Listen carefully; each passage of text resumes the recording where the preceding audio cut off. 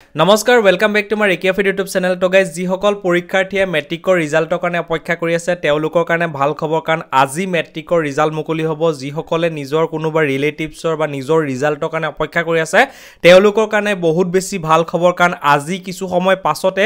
মেট্ৰিকৰ ৰিজাল্ট মুকলি হ'ব আৰু যেতিয়া ৰিজাল্ট মুকলি হ'ব আমাৰ যেটো পোৰ্টেল আছে যেহেতু মই আপোনালোকক কৈছো যে এইবাৰ মেট্ৰিক পৰীক্ষাৰ ৰিজাল্ট আমাৰ পোৰ্টেলটো মুকলি হ'ব বুলি মই আপোনালোকক কৈছো যেহেতু তেওঁলোকে এটা সময় দিছে সেই সময়তে একেলগে আমাৰ পোৰ্টেলটো আপোনালোকৰ ৰিজাল্ট মুকলি হ'ব বা আমাৰ পোৰ্টেলটো আপোনালোকে নিজৰ ৰিজাল্টটো চেক কৰি চাব পাৰিব কেনেকৈ চেক কৰিব লাগে মই আপোনালোকক দেখাই আছো ভিডিওটো আপোনালোকে চাই যাওক তাৰ আগতে যদি আমাৰ চেনেলত প্ৰথমবাৰ ভিডিও আছে তেন্তে ভিডিওটো লাইক কৰি চেনেলটো সাবস্ক্ৰাইব একানে কৰিব তো মেট্ৰিক পাছ কৰাৰ পিছত যিবোৰ জববোৰ লাভ তাৰ খবৰবোৰ আপোনালোকে পাই থাকিবলৈ আমাৰ চেনেলটো সাবস্ক্ৰাইব কৰি ৰাখিব তো এতিয়া আপোনালোকৰ যেটো মেট্ৰিকৰ ৰিজাল্টটো হেতু চেক কৰিবলৈ আমি আহিছো আমাৰ যেটো অফিচিয়েল ওয়েবসাইট আছে গুগলত সাৰ্চ কৰিব indiafastjobalert.com বা ভিডিওটোৰ ডেসক্ৰিপচনত মই লিংকটো দিয়া থাকিব তাত ক্লিক কৰিলে এনেকৈ আহিব এনেকৈ অহাৰ পিছত ইয়াতে ক্লিক কৰিব ক্লিক কৰাৰ পিছত অলপ তললৈ গলে আপোনালোকে দেখিবলৈ পাব আসাম HSLC ৰিজাল্ট 2025 তো ইয়াতে আপোনালোকে ক্লিক কৰিব লাগিব ক্লিক কৰাৰ পিছতে অকমান তললৈ যোৱাৰ পিছতে ইয়াতে আপোনালোকে দেখিবলৈ পাইছে অলৰেডি কাউন্টডাউন ষ্টাৰ্ট হৈ গল মানে আপোনালোকৰ যেটো মেট্ৰিকৰ ৰিজাল্ট মুকলি হ'ব হেতু কেতিয়া মুকলি হ'ব 11 এপ্ৰিল 2025 ৰ 10টা বাজি 30 মিনিটত আপোনালোকৰ মেট্ৰিকৰ ৰিজাল্ট মুকলি হ'ব ইয়াতে আপোনালোকে নিশ্চয় দেখিবলৈ পাইছে 11 এপ্ৰিল 2025 ৰ 10টা 30 ত মেট্ৰিকৰ ৰিজাল্ট মুকলি হ'ব আৰু অলৰেডি কাউন্টডাউন ষ্টাৰ্ট হৈ গল আপোনালোকে দেখিবলৈ পাইছে ইয়াতে অলৰেডি কাউন্টডাউন ষ্টাৰ্ট হৈ গল 2 ঘণ্টা 32 মিনিট 56 ছেকেণ্ডৰ পিছত আপোনালোকৰ মেট্ৰিকৰ ৰিজাল্ট মুকলি হৈ যাব তাৰ হয়তো অলপ আগতে আমাৰ পোৰ্টেলত মেট্ৰিকৰ ৰিজাল্ট মুকলি হৈ যাব ইয়াতে আপোনালোকে কাউন্টডাউন ষ্টাৰ্ট হোৱা নিশ্চয় দেখি আছে মেট্ৰিকৰ ৰিজাল্ট আজি মুকলি হৈ যাব যিসকল পৰীক্ষাৰ্থীয়ে মেট্ৰিকৰ পৰীক্ষা দিছে তোমালোকে চিন্তা কৰিব নালাগে তোমালোকে পাসটো নিশ্চয় কৰিবাই কিন্তু ডিভিজনটো কথা হয় যে ফাৰ্স্ট জাম নে সেকেন্ড জাম নে বা থাৰ্ড জাম হেতু কথা কিন্তু সকলো ল'ৰা ছোৱালীয়ে পাস কৰিব তোমালোকে চিন্তা কৰিব নালাগে আৰু যেতিয়া তোমালোকৰ এই পোৰ্টেলত এই কাউন্টডাউন যেটো ষ্টাৰ্ট হৈ আছে উল্টা গিনতি যেটো শুৰু হৈ আছে হেতু যেতিয়া শেষ হৈ যাব ইয়াতে আপোনালোকৰ ৰোল নাম্বাৰ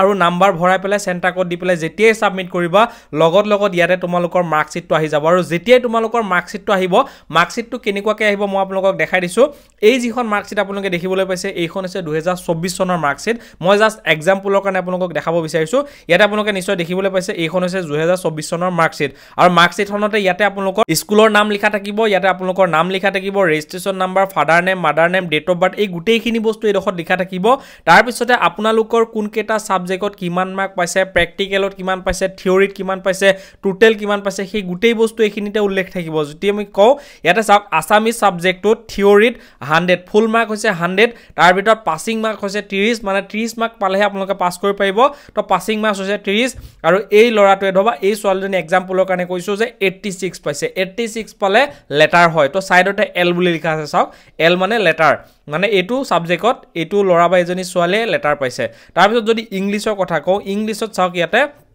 থিওৰিত আছে 90 আৰু 10 আছে প্ৰেক্টিকেল থিওৰিত 90 ভিতৰত 27 পাব লাগিব পাস কৰিবলৈ হলে যদি আমি প্ৰেক্টিকেলত চাওঁ প্ৰেক্টিকেলত মিনিমাম 3 পাব লাগিব 10ৰ ভিতৰত পাস কৰিবলৈ হলে এতিয়া এই লৰাটো বা এই ছোৱালীজনীয়ে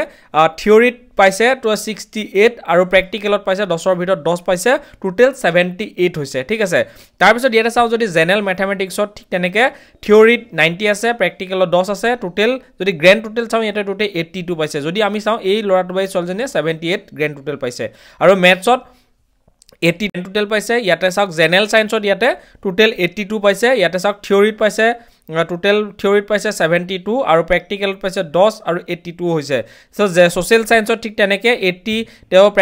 থিওৰিত পাইছে আৰু প্ৰেক্টিকেলত 10 টোটেল 90 পাইছে আৰু এডভান্স ম্যাথমেটিক্সত এডভান্সটো বেলেগ হ'ব পাৰে কিছুমানৰ হিন্দী হ'ব পাৰে কিছুমানৰ সংস্কৃত হ'ব পাৰে কিছুমান আৰবিক হ'ব পাৰে বা কিছুমানৰ ম্যাথমেটিক্স হ'ব পাৰে তো হেতু এডভান্সটো যাৰ যি আছে হেতুৱে হ'ব আপোনালোকে দেখিব পাইছে এডভান্সৰ থিওৰিত থাকিব 90 আৰু 10 থাকিব প্ৰেক্টিকেলত টোটেল 100 মাৰ্ক পাইছে এইজন লৰা বা ছোৱালী এটো জাস্ট এটা এক্সাম্পল বা এটা আপোনালোকক দেখাবলৈ বিচাৰিছো যে এনেকুৱাকৈ আপোনালোকৰ ৰিজাল্টটো মুকলি হ'ব আৰু ৰিজাল্টটো মুকলি হোৱাৰ পিছতে ইয়াতে গ্ৰেণ্ড টোটেল আপোনালোকে দেখিবলৈ পাব যে টোটেল মাৰ্ক হৈছে 600 মাৰ্কৰ ওপৰত যেহেতু আমাৰ পৰীক্ষা অনুষ্ঠিত হয় পাসিং মাৰ্ক হৈছে 180 পালে আপোনালোকে পাস কৰিব পাৰিব আৰু এই লৰাটো বা এই ছোৱালীজনীয়ে পাইছে 518 মাৰ্ক পাইছে ঠিক আছে তো এনেকৈ আৰু তলতে ইয়াতে লিখা থাকিব যে ডিভিজন কি পাইছে ইয়াতে চাওক এই লৰাটো বা এই ছোৱালীজনীয়ে ফাৰ্স্ট ডিভিজন পাইছে তো আপুনি যি ডিভিজন পাব এডখৰ ধুনীয়াকৈ লিখা থাকিব তো এনেকৈ আপোনালোকৰ মাৰ্কশিটখন আপোনালোকে চেক কৰিব লাগিব ঠিক আছে আৰু যেহেতু এতিয়ালৈকে আপোনালোকৰ ৰিজাল্টটো মুকলি হোৱা নাই কাউণ্টডাউন ষ্টাৰ্ট হৈ গ'ল লিংক ভিডিঅ'টোৰ ডেছক্ৰিপশ্যনত আছে বা আমাৰ যিটো অফিচিয়েল ৱেবছাইট আছে indiafastjobalert.com ভিজিট কৰি আপুনি আপোনাৰ মেট্ৰিকৰ ৰিজাল্ট বা আপোনাৰ ৰিলেটিভছৰ বা আপোনালোকৰ বন্ধুবৰ্গৰ যোনে